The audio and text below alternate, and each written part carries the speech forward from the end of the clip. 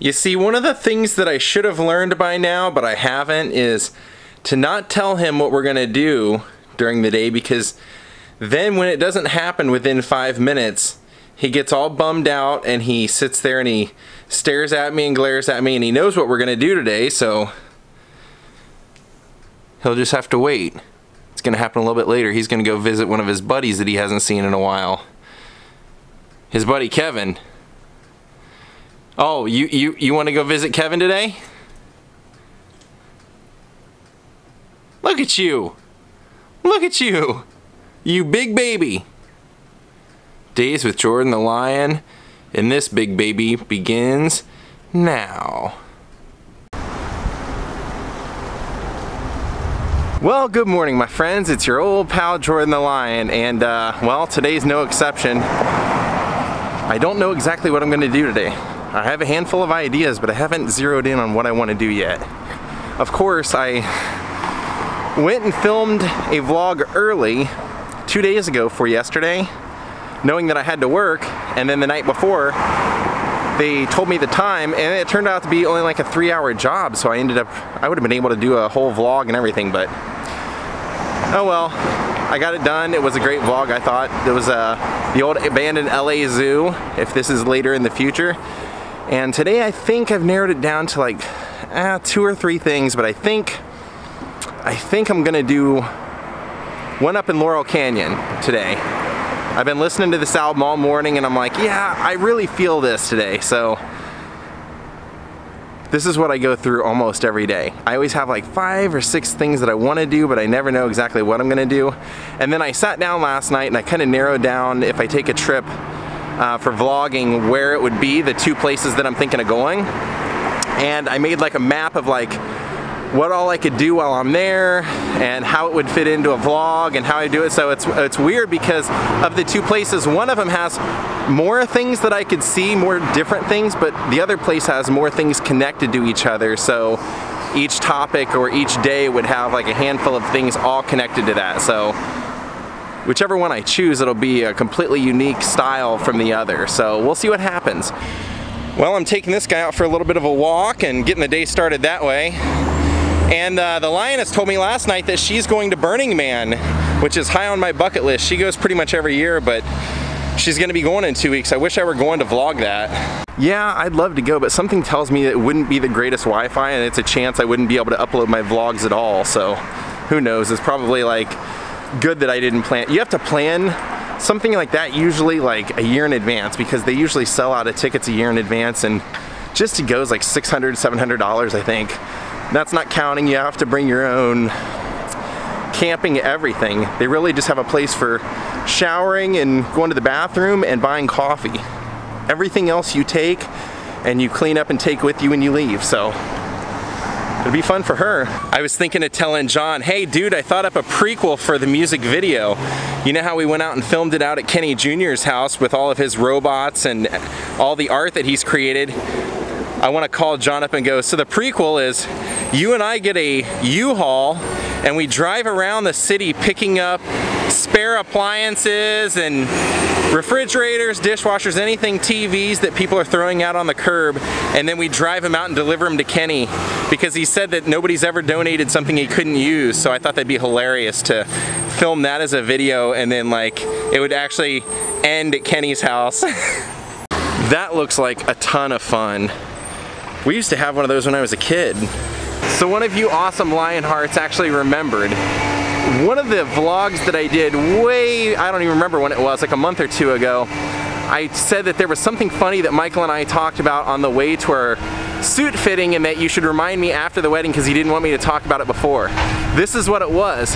He was telling me how worked up he's been because he had to send emails back and forth to the Swedish government trying to get approved for this this wedding license, to have their license in the church, because he was like, well, if we can't get to have it in the church, then we can't have that preacher that we want, and then everything, like we have to rearrange everything.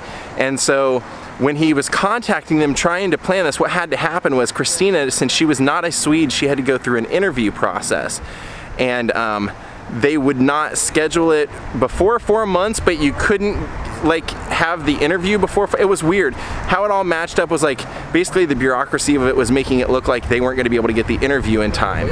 And so he was telling me that he's like, yeah, we can't do any of this until they give us a date for this interview, and then that's when we have to buy our tickets, and it's just throwing everything. So I've already got a lawsuit ready to go. Like, he was joking, but he's like, because I know they're gonna screw this up and they're gonna screw me out of getting married in the church. And I go, what's the interview for? Why do they have to interview her? And he goes, oh, for one, they have to interview her to make sure that, and he starts laughing, he goes, that she's marrying me on her own volition, that she's not like a prisoner and that I'm forcing her into it. And I'm like, oh, that's hilarious. And then he goes, and then two, to make sure she has to verify that she's not my sister.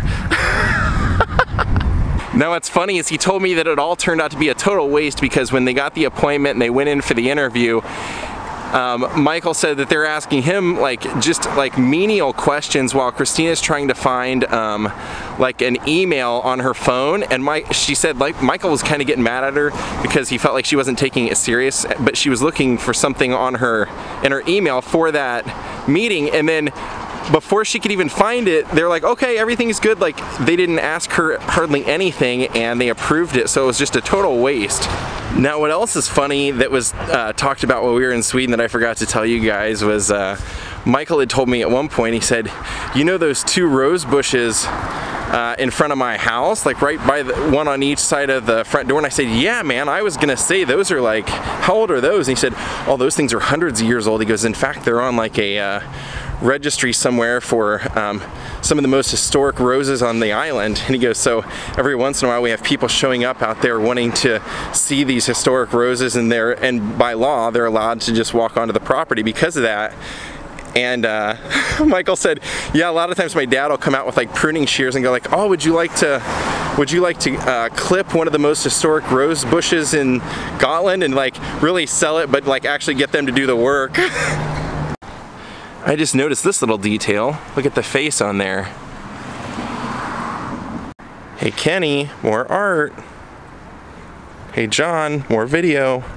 Is that a new flavor or something? Jill Scott performed at the Hollywood Bowl last night. It looks like somebody threw their backstage pass down on the ground. All right, gang, let's go do some vlogging. I know exactly what I'm gonna do today. This house was not only on the cover of 2 of the greatest rock and roll albums ever recorded, and they happened to be recorded right over there where Chaplin Studios was, but they were also where both those albums were written as well. I was just driving by this, and I don't know what the story is here, but there's 2 lions, like a little walkway, and then like a poster for a Morrissey concert, a Bill Graham concert. I don't know what the story is there. Isn't that weird? Well, in 1971, a woman who had made her name writing songs for everyone else, One Fine Day, The Locomotion, things like that, Carole King, started making her own records with her own voice. And this was the house that she lived in when she made the album Music, which was the follow-up to Tapestry. And Tapestry is one of the greatest selling albums of all time now. Now, it's said that she actually took that cover photo inside this house.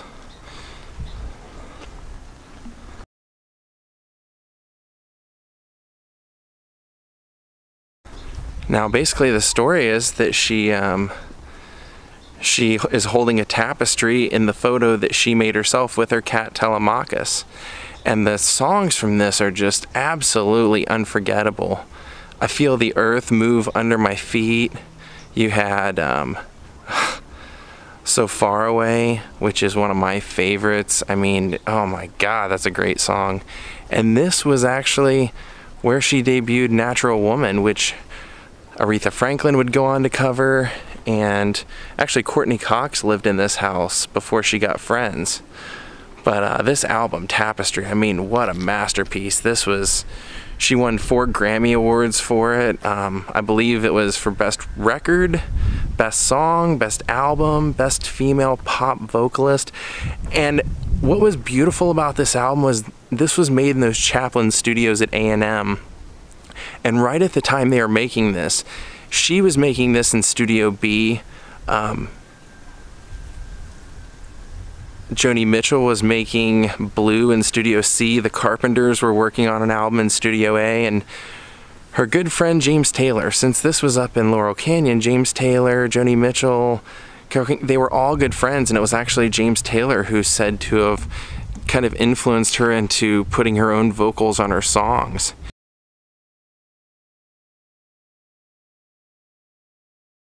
And she had such an amazing voice that when Lou Adler heard her and decided to sign her to his Ode label and start making her records, he would basically just meet with her in the office and they would discuss what they wanted to do, and then he would go in the studio and just let her do what she wanted to do. And it's a good thing, because what they all kind of agreed on going in was that the songs were so amazing you didn't want to mess them up by overproducing them with tons of instruments and tons of extra frills. Just let her voice and the piano carry these songs. And so when they recorded it, they actually had her, they kind of dimmed the lights in the studio and just let her play and let her sing. And a lot of those takes were the only takes they used, or the first takes they used. A lot of the guitar solos and things like that were first takers.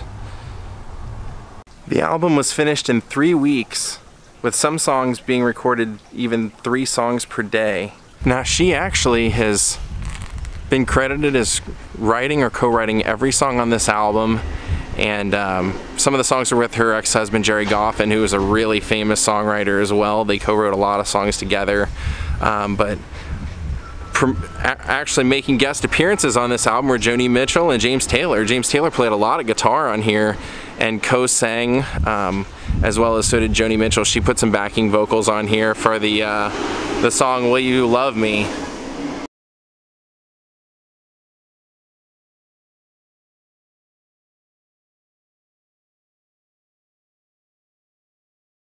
Lou Adler said the way he envisioned this was just like the movie Love Story. And so in the end, he felt like they made Love Story the album.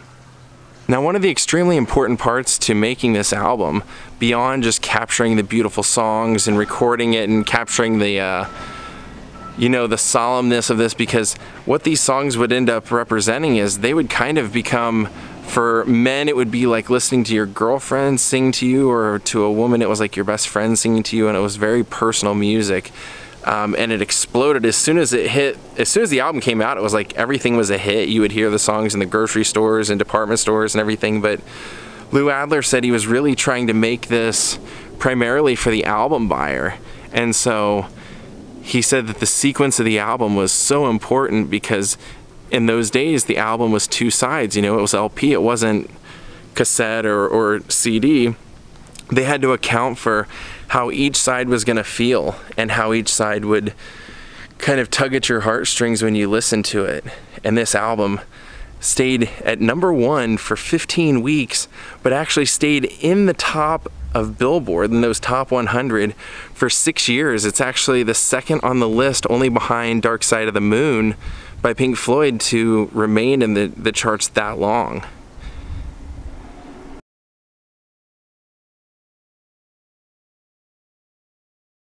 And of course, she had a lot of great hits with this. Barbra Streisand, Aretha Franklin, James Taylor have all covered songs off this album and made them hits, as well as what she did with the album. Isn't that amazing?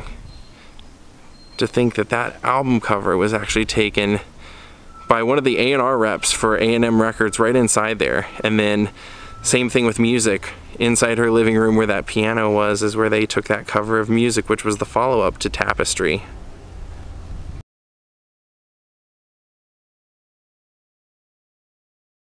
And even among some of the songs that Carole King was noted as writing, many of the greatest songs that the Monkees ever recorded.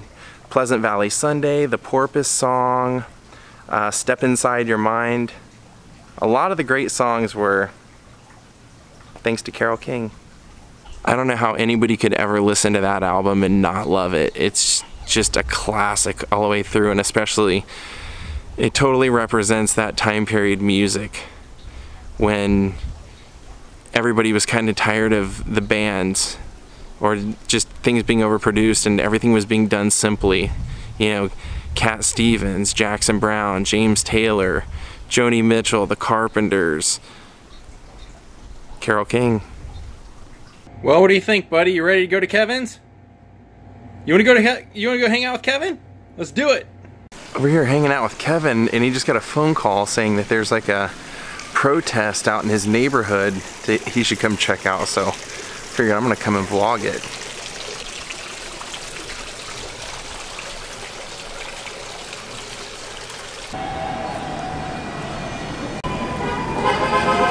Oh, looks like a political protest.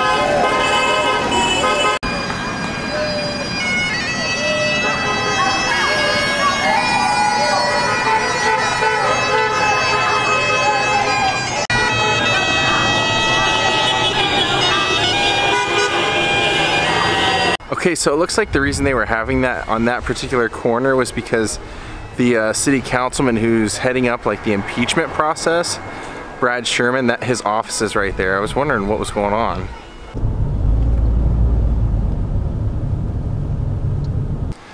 Well, good evening, Lionhearts. I hope you guys enjoyed seeing the house that was where Tapestry, the magic of Tapestry, was written. It's pretty cool to see that house and think that I feel the earth move under my feet, and the song Tapestry itself and Natural Woman and all those classic songs were conceived and written there and inspired there. And 25 million records sold of Tapestry, and possibly without James Taylor telling her to let her voice be the voice of those songs instead of other people, we may not have ever had that. And it's kind of funny that James Taylor and Carole King did I think it was like a 6-week tour together right when those albums came out, and they've been lifelong friends ever since, and they've toured continuously together ever since and performed duets together, and just one of those weird things that was meant to be, I guess. I wanted to send a big shout out, thank you to Paul Caron, and thank you all for watching. I hope you guys had a great day. I will see you tomorrow with another unexpected adventure. Your old pal Jordan the Lion from Hollywood, California saying good night.